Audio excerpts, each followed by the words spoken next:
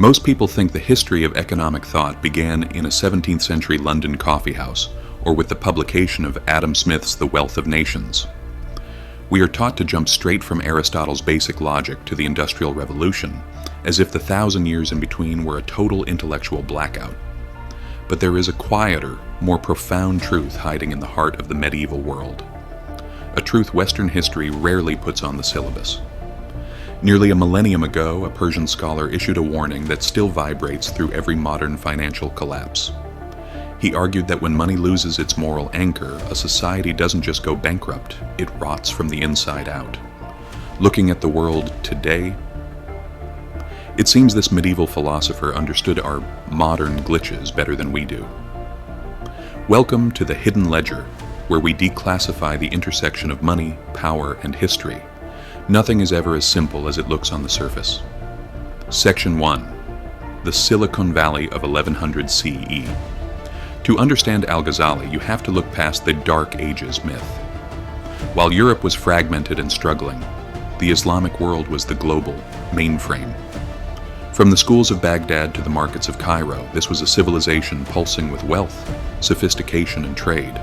Silk, spices, and silver moved through these routes like data packets in a fiber optic cable. But with this explosion of wealth came a familiar problem: massive inequality. In this era of booming commerce, Abu Hamid Al-Ghazali emerged. He wasn't just a theologian, he was a system analyst of the soul and the state. By his 30s, he held the most prestigious academic chair in the world, yet he walked away from it all to ask the one question no one else dared to. What happens when a civilization gets rich faster than it gets wise? Section 2. Money as a mirror. The source code of value. Al-Ghazali was one of the first thinkers to analyze money not as a physical object, but as a system of incentives. He provided a stunning metaphor that serves as the source code for understanding currency. Money is a mirror. The metaphor. A mirror has no color or value of its own. Its entire purpose is to reflect reality. If the mirror starts thinking it is the reality, the system fails. The logic. Money is a facilitator. Its power doesn't lie in the gold or silver itself, but in what it allows people to build, trade, and create together. The glitch.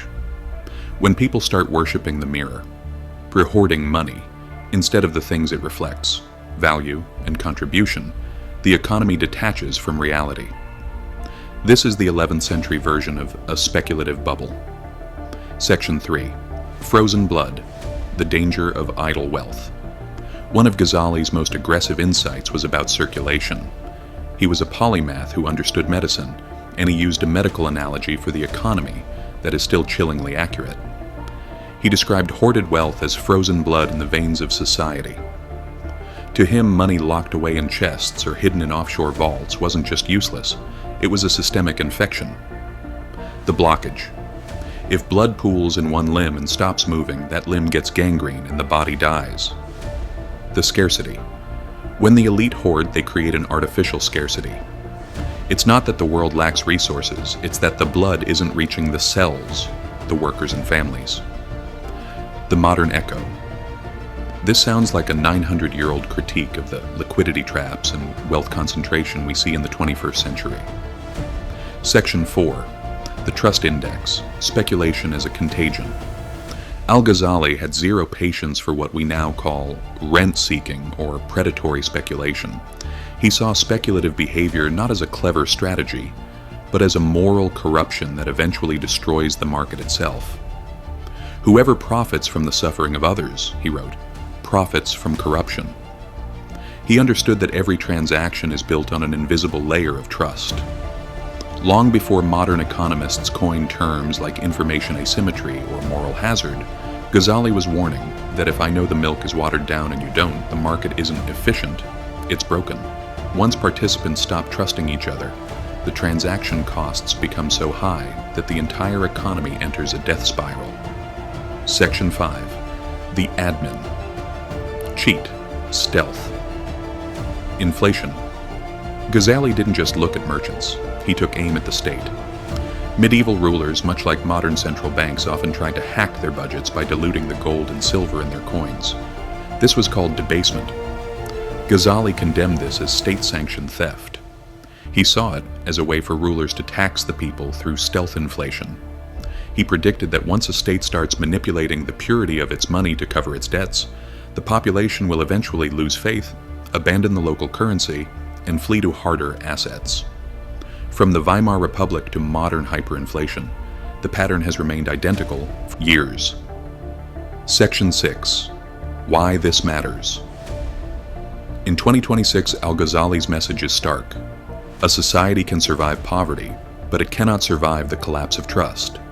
We often think of the economy as a cold, mechanical machine made of math and spreadsheets, but Ghazali proved it is actually a moral ecosystem.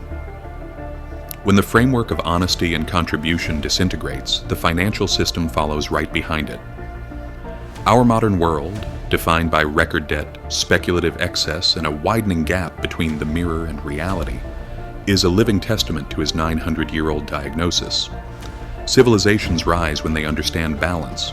They fall when they optimize only for extraction. Join the hidden ledger. If you want to understand the true source codes of money, the hidden patterns of power, and the historical archives that define our present, you are in the right place. We don't just tell stories here, we analyze the systems that run our world. Hit the subscribe button and join the Hidden Ledger family. Financial literacy is about more than just reading a chart. It's about seeing the truth behind the system before everyone else does. History has the answers, I'm just showing you where to look. Stay sharp, stay informed. I'll see you in the next deep dive.